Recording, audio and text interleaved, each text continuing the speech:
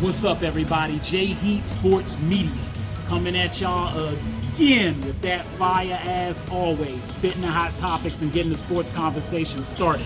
Y'all know what I talk about: football, basketball, and boxing. Let's get into some boxing real quick.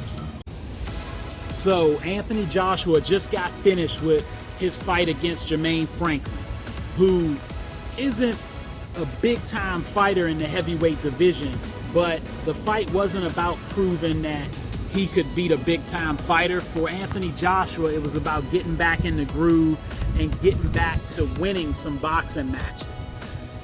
After his 2 losses to Usyk, he's down on himself a little bit. He was definitely being doubted by the general public when it came to his status in the heavyweight division and boxing in general. Anthony Joshua basically did not impress anybody over his fights with Usyk, because he was a guy that was not just the most popular boxer in the heavyweight division, a guy who had the toughest road in terms of number of tough opponents he had fought in the heavyweight division, but he was kind of the chosen one, the prodigy coming out of England that was supposed to be the undisputed heavyweight champ eventually. That was the path he was going down. And Usyk kind of beat him back into reality, showing that he was the much better boxer with the much better footwork, much better hand speed, and even being 3 inches shorter, giving up some weight as well, he was just outclassing him in the ring. And it was obvious from the first fight to me that Joshua wasn't going to be able to compete in the second. But he did put up a great fight, more impressive one than I expected to see. But those 2 losses did a lot to him mentally, and you could see it in the ring based on his post-fight controversy when he was a little upset, seemed to be a little bit of a sore loser after that second fight in particular. That being said, he apologized for his performance, not in the ring, but out of the ring, and he got back to work.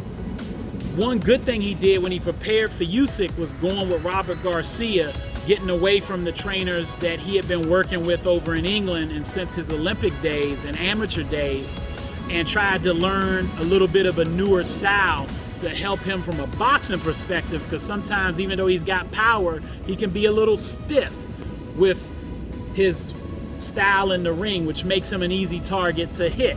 And he really relies on his jab, his reach, and being technically sound, which he is.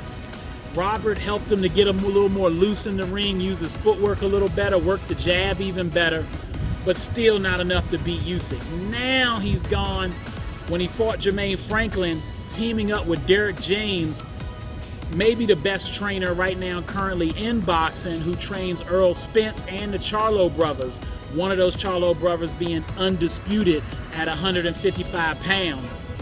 Derek James is an elite level trainer, and he's helped Joshua prove even more. And now that he's going to continue to work with him, I think you'll see a better Anthony Joshua moving forward. So Joshua needed to come over to the States to learn from some of these trainers, to give him a little bit more of a well-rounded boxing style than he had coming out of England. And he also needed a win for his confidence and to get him going again, so he can make his way back in this journey to be undisputed.